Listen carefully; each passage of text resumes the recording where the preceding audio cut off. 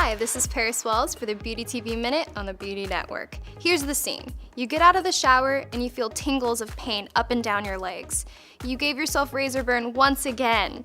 No matter how hard you try, you can't seem to get a clean shave. It happens.